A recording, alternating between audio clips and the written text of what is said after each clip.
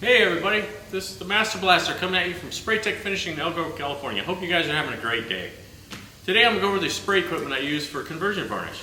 The first thing I'm going to go over is brushes, rollers. None of that stuff works on conversion varnish. It's only a sprayable substance. You can't brush it, you can't roll it. It's not a self-leveling product. It's made for spraying and that's it. First thing is the guns that I use. I use Binks Mach 1 HVLP guns. I've been using Binks guns since the 80s basically. I use the conventional guns. They're great guns when they're set up right. I have a slimline gun and a trophy gun from Binks. Those are both working great. But my favorite gun is this one because of how long they last spraying. You don't have to rebuild this gun maybe, and it's not a full rebuild. I'll get into that later in another video. You'll know the pieces and parts that wear out first that you need to replace, and you can have just those, not the full rebuild kits. It doesn't take long to do. The pattern on them is great. I spray a lot of stuff around here that's custom stuff, that's face frame material, open cabinets, little niches and stuff, and I need to be able to turn my volume down and I adjust my air pattern, how wide the finish is. You have to do that a lot in a little shop like I have. Two things you'll need to know before when you get one is they have a fluid nozzle. If you don't know what the fluid nozzle is, it's right here. What I use is a 94. I found out the best of all of them for letting the fluid through it, and you can turn it down and up, and it goes up, makes a nice wide pattern, and it goes down and makes a narrow one. The only problem if you get one smaller is you can't get a bigger pattern. It won't let enough fluid out. Air tip I use is a 92P. It's got the hole in the middle, one hole in each side of that, and then it also has one hole on each wing. That's 5 holes.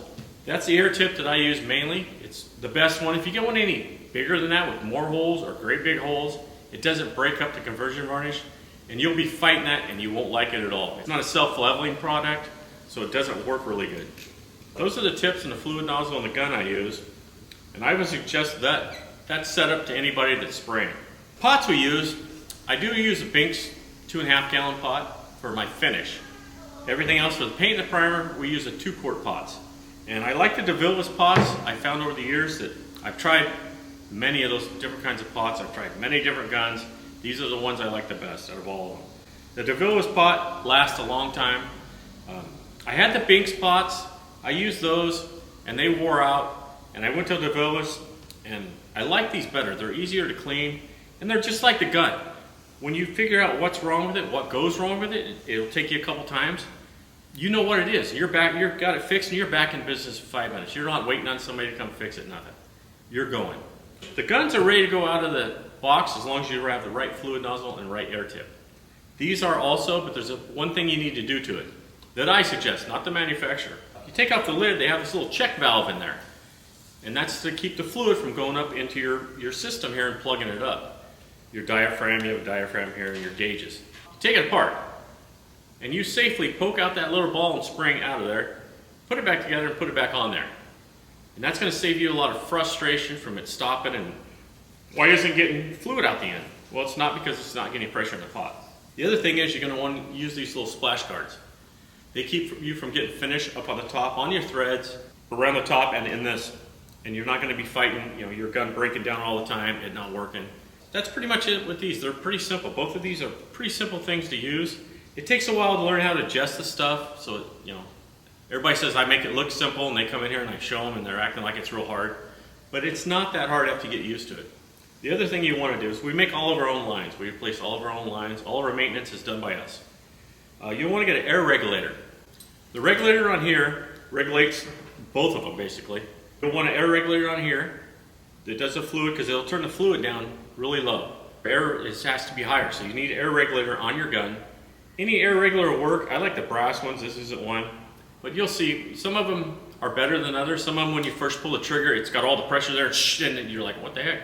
And some of them have the pressure right as soon as you pull it. That's the ones I like. You'll see that when you start using them. This is it. This is my setup. This is what I've been using years. Great setup. I use these because it's required by law here to use these in my shop, HVLP guns. That's not why I use Binks. I use Binks because I like them. I think they're the most reliable gun and the easiest to work. And they put out an awesome finish. Hit that like button, subscribe, and leave a comment. And if you guys need cabinets, finish done, and you're anywhere from Fresno to Chico to the Bay Area to Lake Tahoe, the cabinet shops I go to cover all that area for cabinets. So leave a comment if you want anything like that. Okay, I'm going to go into show you guys a couple of the houses that we did a few years ago. I want to do this kind of stuff every video, have what's going on in the shop or what we've pre-finished and is already installed and people are living in it, just to show you how good this finish is and how long it lasts. These are some cabinets that we've done approximately a year ago, and they've been well taken care of. Like I said in my other videos, you take care of your cabinets and they'll take care of you. They still look brand new.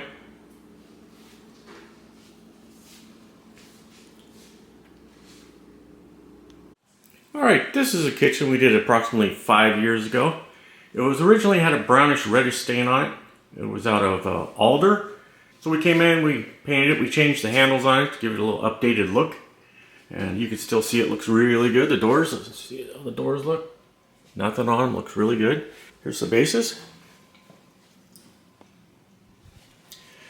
And for the island, what we did is we did it's called a streak glaze. If you look along it, it all flows together. I'll show you how to do this glaze later on in another video. You want it to not be globby and stuff. You want it all to flow together and look nice and even. Each piece is done by hand, so you just have to get used to doing it so it isn't bad, so it looks good and consistent. And it also had flat panels on it. The sides were flat and the back of the island was flat. So we got panels that matched the doors, put them on there, and we even had a plug in it. So we went and got a wooden plug cover. We glazed that too so it would match in there. And here's the back of the doors.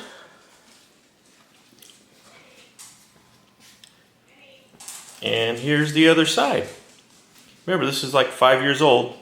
The finish to last a long time, but you got to take care of them, keep them clean. Alright, I hope you enjoyed seeing those cabinets out in the field. I'm going to go ahead and answer a question that I know is going to come for sure. Why doesn't the master blaster use the pumps? Well, I'll tell you what, the pumps aren't as adjustable as what the HVLP Binks guns are. And in my shop, I need stuff that I can adjust. I do all kind of custom finishing, you name the cabinets. I don't have anything against the pumps. They're great if you're in a cabinet shop where your cabinets are disassembled a lot and you got flat work to spray. They're great for that stuff. But for my custom shop, it's just not feasible. And the other reason is, I got cabinet shops that come here, and sometimes, we're not a very big shop. So sometimes we can't finish all their work. So they'll have to take it somewhere else. And they always come back and I'll say, hey, how's the finish? And I'll say, well, it's not as good as yours. It's okay, but it's not as good as yours. And I'll ask them, hey, what are you using? 9 out of 10 times they're using a pump. And I honestly haven't seen a pump finish as good as ours. And I'm not trying to brag, I'm just saying I haven't seen it. We will not jeopardize our finish here at Spray Tech Finishing. Me and my wife have worked very hard to come uphill and make our shop one of the best finishes. One of the other reasons is, when you buy a pump, a good pump's like $2,600 for the whole setup. Our pot gun is about $1,200 bucks. So you got 2 pots and guns. That's primer, paint, with one pump gun.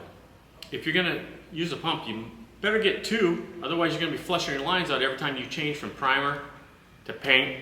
Then you gotta change the clear, so you're gonna have another set of lines.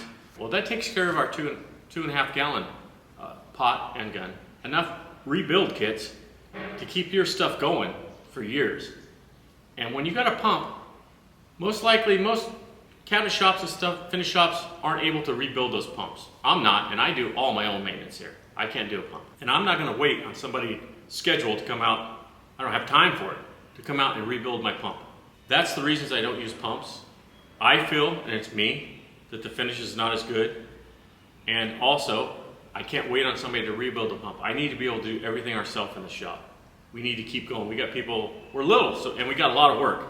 So we have to keep stuff going. We have to go from job to job to job. We don't have time to go back. Yeah, that's the reason I don't use pumps. I know that question's gonna come up. And a lot of people do use them, and to each their own, but this is what works for me.